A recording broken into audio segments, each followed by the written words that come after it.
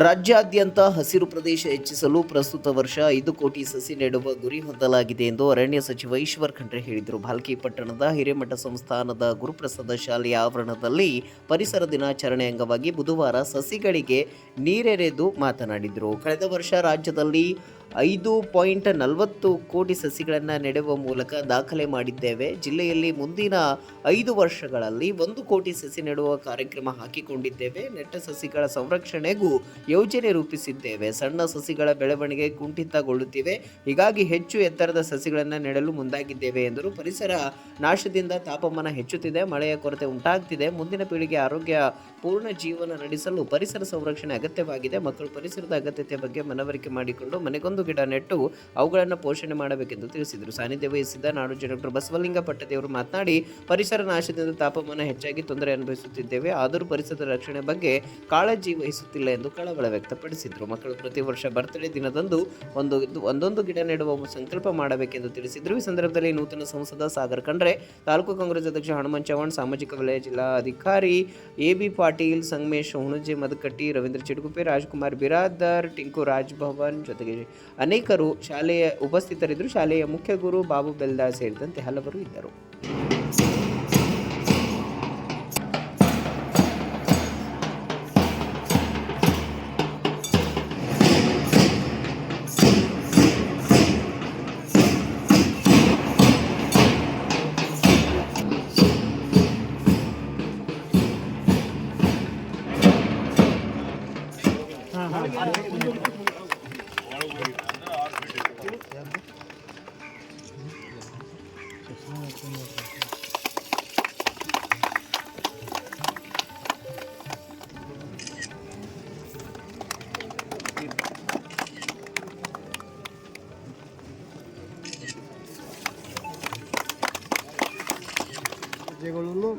ಮರಗಳನ್ನು ನೆಡೆಸಿ ಪರಿಸರ ರಕ್ಷಣೆಯನ್ನು ಮಾಡಬೇಕು.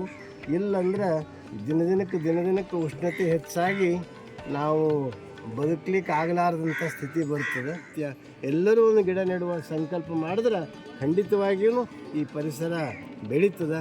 ಈಗಾಗಲೇ ಈಶ್ವರ್ ಖಂಡ್ರೆ ಅವರು 5 ಕೋಟಿ 40 ಲಕ್ಷ ಗಿಡಗಳನ್ನು ಹೋದ ವರ್ಷ ನೆಟ್ಟಾರ. ಈ ವರ್ಷವೂ ಅದಕ್ಕೆ ಹೆಚ್ಚಿಗೆ ಗುರಿಯನ್ನು ಇಟ್ಟುಕೊಂಡಾರ ಅಂತ ಹೇಳಿದ್ದು ಕೇಳಿ ಭಾಳ ಖುಷಿಯಾಗ್ಯದ. ಅದಕ್ಕೆ ಎಲ್ಲರೂ ಆ ದಿಶೆಯಲ್ಲಿ ಜಾಗೃತರಾಗ್ರಿ ಅಂತ ಸಮಸ್ತ ನಾಡಿನ ಜನತೆಗೆ ವಿಶ್ವ ಪರಿಸರ ದಿನಾಚರಣೆ ಶುಭಾಶಯಗಳನ್ನು ಕೋರುತ್ತೇವೆ. ಪ್ರಕೃತಿ ಪರಿಸರ ಇದನ್ನು ಸಂರಕ್ಷಣೆ ಮಾಡುವಂಥದ್ದು ನಮ್ಮೆಲ್ಲರ ಆದ್ಯ ಕರ್ತವ್ಯವಾಗಿದೆ.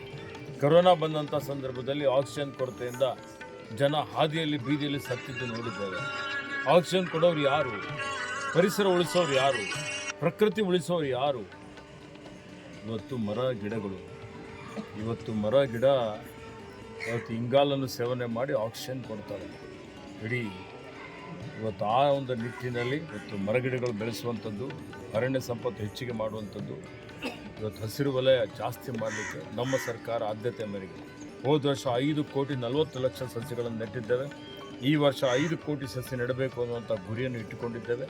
ಸಸಿ ನೆಡುವಂಥ ಕಾರ್ಯ ಪ್ರಾರಂಭ ಆಗಿದೆ. ಇದರ ಬಗ್ಗೆ ಜಾಗೃತಿ ಮೂಡಿಸಿಕೊಂಡು ಇವತ್ತು ಮರ ಗಿಡ ಪ್ರತಿಯೊಬ್ಬರು ಬೆಳೆಸಬೇಕು, ಸಂರಕ್ಷಣೆ ಮಾಡಬೇಕು. ಏಕಬಳಕೆ ಪ್ಲಾಸ್ಟಿಕ್ ತ್ಯಾಜ್ಯ ಏನಿದೆ ನಿರ್ಮೂಲನೆ ಮಾಡಬೇಕು.